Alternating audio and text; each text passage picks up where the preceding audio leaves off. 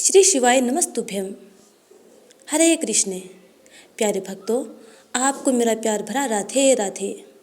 आज चैत्र मास का आखिरी सोमवार है। तिथि चतुर्दशी, दिनांक 22 अप्रैल 2024।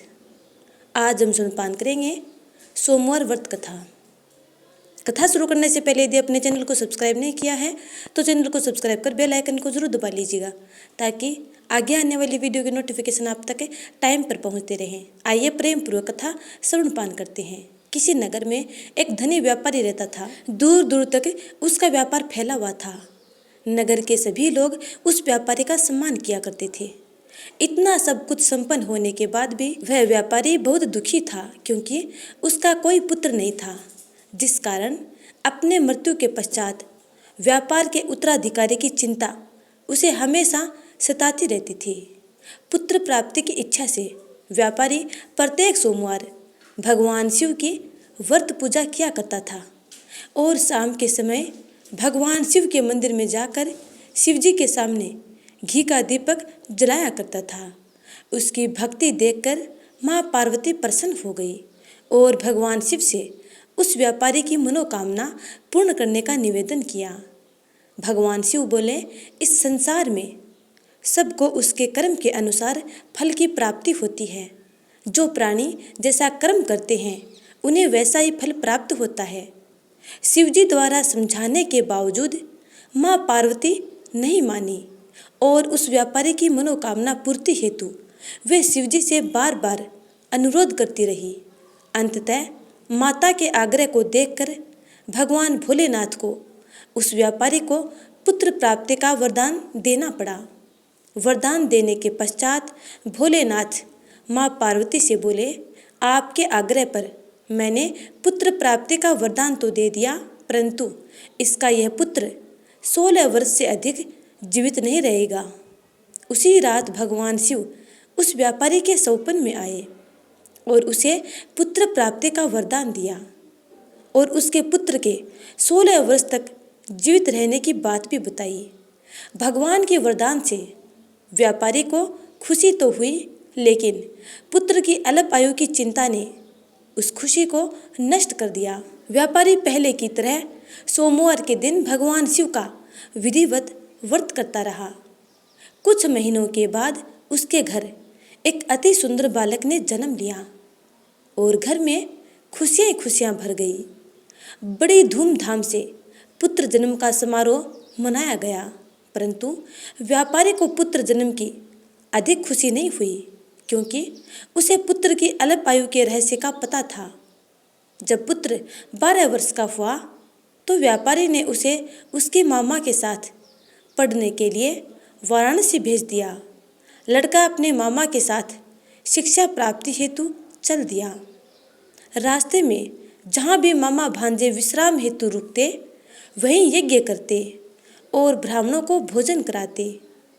लंबी यात्रा के बाद मामा भांजे एक नगर में पहुँचे। उस दिन नगर के राजा की कन्या का विवाह था, जिस कारण पूरे नगर को सजाया गया था। निश्चित समय पर बारात आ गई, लेकिन वर का पिता अपने बेटे के एक आंख से काने होने के कारण बहुत चिंतित था। उसे भय था कि इस बात का पता चलने पर कहीं राजा विवाह से इनकार न कर दे, इससे उसकी बदनामी भी होगी। जब वर के पिता ने व्यापारी के पुत्र को देखा तो उसके मस्तिष्क में एक विचार आया। उसने सोचा, क्यों न इस लड़के को दूल्हा बनाकर राजकुमारी से विवाह करवा दूं। विवाह के बाद इस लड़के को धन देकर विदा कर दूंगा और राजकुमारी को अपने साथ अपने नगर ले जाऊंगा। वर के पिता ने लड़के के मामा से इस संबंध में बात की। मामा ने धन मिलने के लालच में वर के पिता की बात को स्वीकार कर लिया और अपने भांजे को दूल्हे के वस्त्र पहनाकर राजकुमारी के साथ विवाह कर दिया। विवाह होने के बाद जब लड़का राजकुमारी के साथ लौट रहा था तो वह सच छिपा नहीं सका और उसने उस राजकुमारी की ओढ़नी पर लिख दिया, राजकुमारी, तुम्हारा विवाह मेरे साथ हुआ था। मैं तो वाराणसी पढ़ने के लिए जा रहा हूँ और अब तुम्हें जिस नवयुवक की पत्नी बनना पड़ेगा वह एक आंख से काना है। जब राजकुमारी ने अपनी ओढ़नी पर लिखा हुआ पढ़ा तो उसने काने लड़के के साथ जाने से इनकार कर दिया। राजा को जब ये सब बातें पता लगी तो उसने राजकुमारी को अपने महल में ही रख लिया और उस काने लड़के के साथ विदा नहीं किया। उधर लड़का अपने मामा के साथ वाराणसी पहुंच गया और गुरुकुल में पढ़ना शुरू कर दिया। जब उसकी आयु 16 वर्ष की हुई तो उसने यज्ञ किया। यज्ञ की समाप्ति पर ब्राह्मणों को भोजन कराया और खूब अन्न वस्त्र दान किए। रात को वह अपने शयन कक्ष में सो गया। शिव के वरदान के अनुसार शयन अवस्था में ही उसके प्राण पखेरु उड़ गए। सूर्योदय पर मामा मृत भांजे को देखकर रोने पीटने लगा। आसपास के लोग भी एकत्र होकर दुख प्रकट करने लगे। लड़के के मामा के रोने विलाप करने के स्वर समीप से गुजरते हुए भगवान शिव और माता पार्वती ने भी सुने। माता पार्वती ने भगवान से कहा, प्राणनाथ, मुझे इसके रोने के स्वर सहन नहीं हो रहे हैं। आप इस व्यक्ति के कष्ट को अवश्य दूर करें। भगवान शिव ने माता पार्वती के साथ अदृश्य रूप में समीप जाकर देखा तो भोलेनाथ माता पार्वती से बोले, यह तो उसी व्यापारी का पुत्र है जिसे मैंने 16 वर्ष की आयु का वरदान दिया था। इसकी आयु आज पूर्ण हो गई है। माँ पार्वती ने फिर भगवान शिव से निवेदन कर उस बालक को जीवन दान देने का आग्रह किया। माता पार्वती के आग्रह पर भगवान शिव ने उस लड़के को पुनः जीवित होने का वरदान दिया और कुछ ही पल में वह जीवित होकर उठ बैठा। इसके बाद दोनों मामा भांजे अत्यंत खुश हुए और भगवान भोलेनाथ का धन्यवाद किया। कुछ अंतराल बाद शिक्षा समाप्त करके लड़का मामा के साथ अपने नगर की ओर चल दिया। दोनों चलते हुए उसी नगर में पहुँचे जहाँ मामा के भांजे का विवाह हुआ था।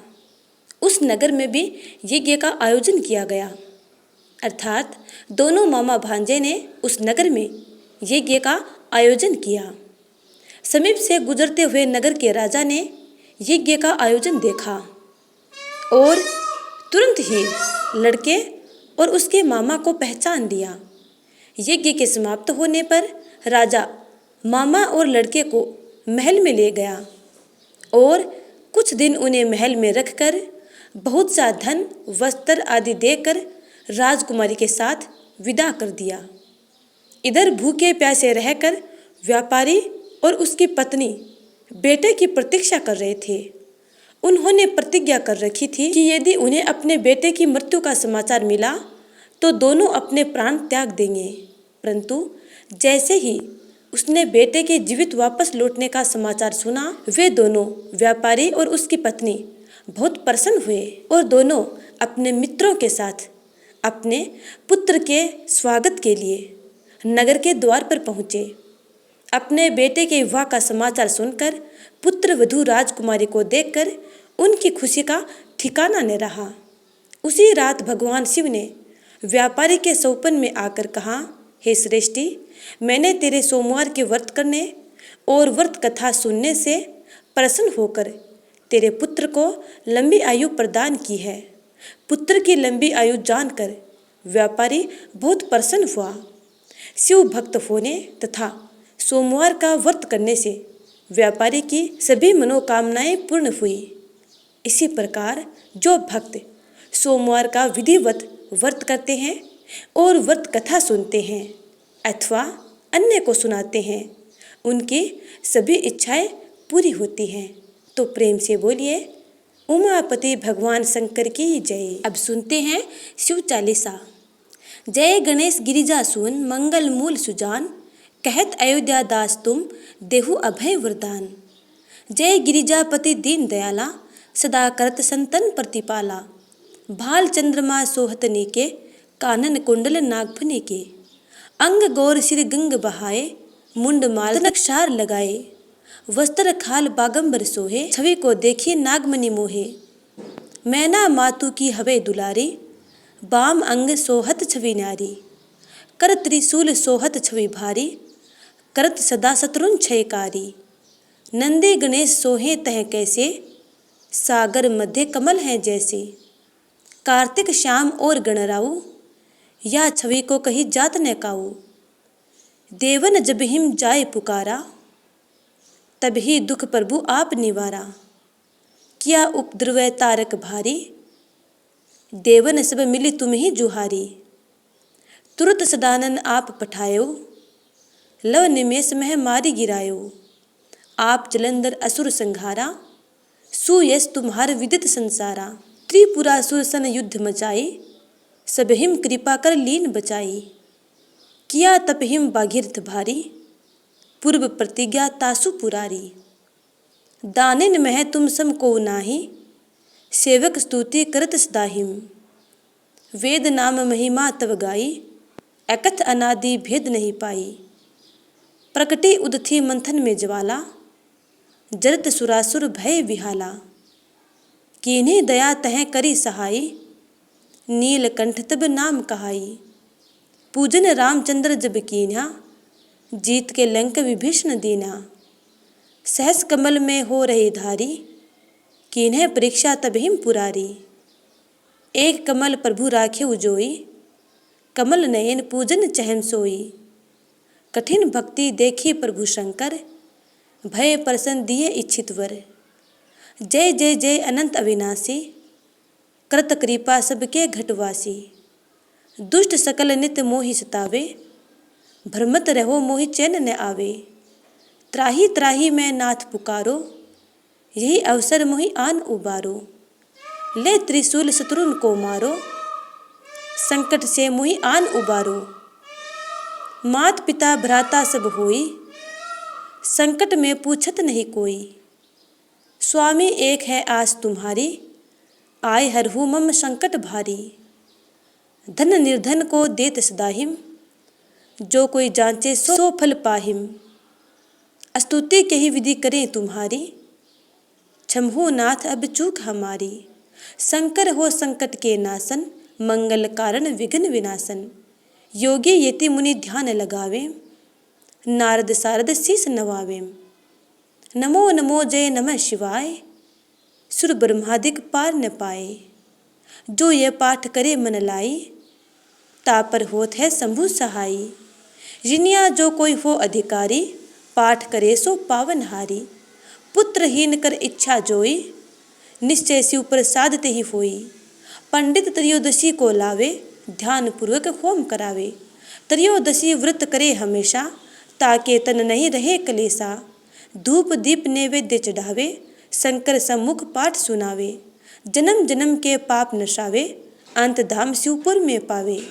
कहे अयोध्या दास आज तुम्हारी, जानी सकल दुख हरहु हमारी। नित नेम कर प्रातः ही, पाठ करो चालीसा। तुम मेरी मनोकामना पूर्ण करो जगदीश। मगसर छठी हेमंत ऋतु, संवत 64 जान। स्तुति चालीसा शिव ही, पूर्ण कीन कल्याण। तो प्रेम से बोलिए हर हर महादेव।